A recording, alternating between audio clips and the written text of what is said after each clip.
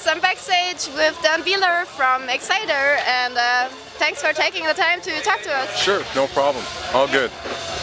Yeah, I've seen you've come back to Germany again, to Germany and England, and you played also some shows before it earlier this summer with Walter. Yeah. And how was your touring experience this summer? Oh, it's great. You know, coming off the COVID thing, earlier on this year we played 11 shows in South America, and they hadn't went to a show in 2 years. So it was that, and then of course we did 17 shows across Europe, and then we're back again, and it's so great to get back after the COVID thing. You know, musicians really took a hit from all of that. It's great. It feels great. Except for the heat wave. Yeah, that's crazy. Yeah, as you mentioned, you also played in South America, and what would you say are the differences between playing shows in Germany and in South America, whole new continent? What? The crowd. The crowds are great everywhere. I mean, there's a real mixture of older fans, older people like me, and younger fans. You know, even teenagers in their 20s and with Exciter tattoos and all kinds of stuff. I just don't understand it. They weren't born when we did those albums, but I think the future of heavy metal is great. It's every show we do is uplifting. All the crowds are great, and of course, Germany was one of the first countries, I think, to really take hold of Exciter back in 1982-83. So every time we come back here, it's real special, and the crowds are great for sure. As you said, a lot of teenagers are also into 80s heavy metal, and I think it's great for older bands like yours because there's this whole revival and you kind of profit from it. Oh, definitely. It's like I said, you know, I'll be long dead and they'll still be out there we'll pump into our albums. But yeah, like I said, the future of heavy metal is great. The youth have really grabbed on, and they went back and grabbed, like you said, you know, grabbed onto the 80s stuff, and it's pretty cool to see, man. It's pretty wild. And of course, all the older fans as well, you know. I saw you when I was 16, I saw you when I was 20, and all this stuff. So, and it all comes together, and we're just so fortunate to be able to still be playing those albums that we did so many years ago. Our first album, Heavy Metal Maniac, is going to be 40th anniversary next year. Crazy. It's so cool how you're like bonding the generations together. Yeah. So do you want to say something? So we just talked about the future of heavy metal, and now I want to ask about the future of Exciter, because are you working on new materials? And lead me through the process. How is it going? How's the process of writing new songs and riffs? You know, we spent 5 years with the original guitarist, and so we had to scrap all that material when he left the band, and then we've been concentrating a lot on live shows, but we're writing, and it's getting close to pre-production. And yeah, there will be some new stuff, hopefully next year. And yeah, we're looking forward to releasing something new. I mean, we love playing the old stuff, and it's about time that we did something new. Do you feel any pressure because a lot of fans, including myself, like of course we enjoy the new stuff, the old stuff I mean, but we're also really craving for some new Exciter material. So is there any pressure involved in the process? Oh yeah. Yeah, yes and no. I mean, all I know how to write is Exciter, you know. So hopefully we're on the right track. Of course, you know, there's 2 original members, myself and Al Johnson, that wrote the bulk of the material back then. So writing hasn't really been a problem. The stuff's coming together, but I can't really say I'm too close to it. But yeah, yes, the pressure's on for sure, and we'll see when everybody starts to listen to it how it goes. So we're looking forward to the new material next year. And tell me also about like what's the difference between like playing in the 80s and playing shows nowadays? Not much. Is there a difference? There's not much of a difference. I mean, you know, there's the mosh pits, which in the beginning it was called slam dancing, right? Yeah. and people dive, and it was a little crazy back then, but it's crazy now, depending on where you are.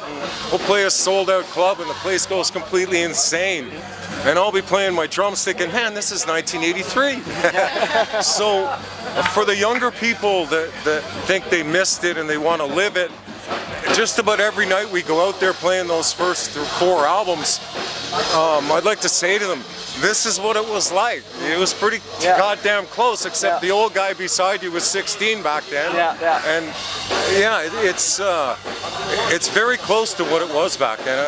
We're doing the same songs. We're looking out. We see the mosh pit, people going crazy, and yeah, it's pretty close to the same as what it was.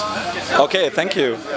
I think that's so cool how you appreciate it, because I was expecting something like whining about people having their smartphones or something. Hey, no, Like that's great because can you imagine if everybody had those back then, and we had all the footage of Metallica on their first tour and Exciter on our first, all the things we talk about back in the day. There's no film footage, right? Yeah. It's great now. You can finish a show and go and look at yourself. And social media has really brought, I think, it has done wonders for heavy metal, for music in general, for sure.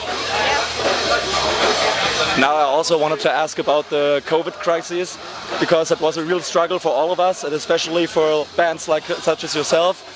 And how was it among you guys? Did you have any chance to practice, or like how did you survive the COVID crisis so far? It was very tough. My daughter passed away a few years ago, so I was in the middle of that, and my other daughter was sick, so every band goes, okay, we're going to go into the studio and we're going to record now for the next 2 years, and we wish we could have done that, but we couldn't. We still rehearsed and still stayed together as a band, but it was extra hard on us, and it's like it was over, and now we're playing live, but we got nothing to show for it. But real life kicks in sometimes, and we're human beings, and the COVID thing really kicked our ass, like a lot of people, and we're so happy it's over and we can get back out there. I was afraid, is this going to last 5 years? It's okay when you're in your 20s, but when you're 60 years old, you're thinking, holy shit, when are we coming back, man? How old am I going to be? But we're back now, and it's great. It's great. It's exhilarating. It's a whole new, because it was 2 years off. It's for us and the fans alike. There's a whole resurgence in.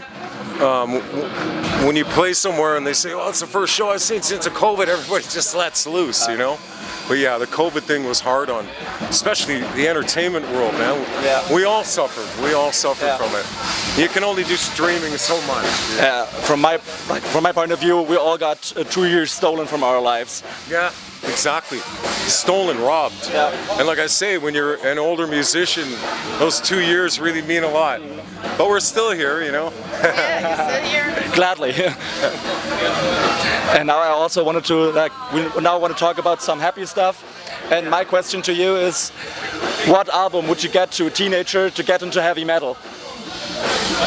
As a teenager to get into heavy metal, well, Exciter was formed in 1979, right? I was 17.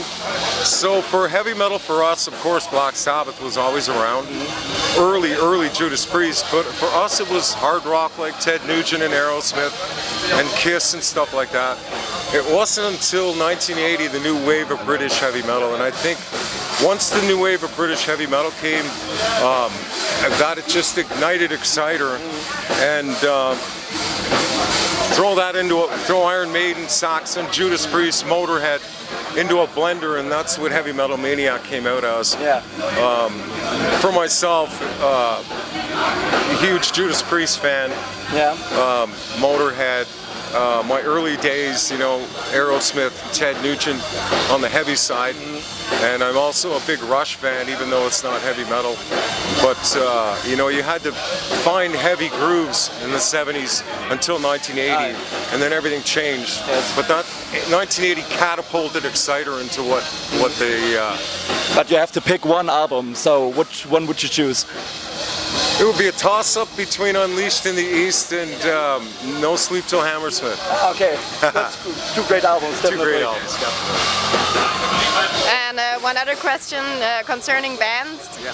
We already talked about the whole 80s revival bands. Like there's so many great bands like Stallion and Enforcer and Skullfizz. Yeah. Do you have one favorite of all those newer heavy metal bands? The newer heavy metal bands? Yeah. Well, we just toured through Europe a couple months ago with Butcher and Vulture, and between those two bands, I'm looking at the future of speed metal going, holy Jesus Christ. I would say those two bands really stick out in my mind for sure. I know there's so many more of them, but I'll pick those two for sure.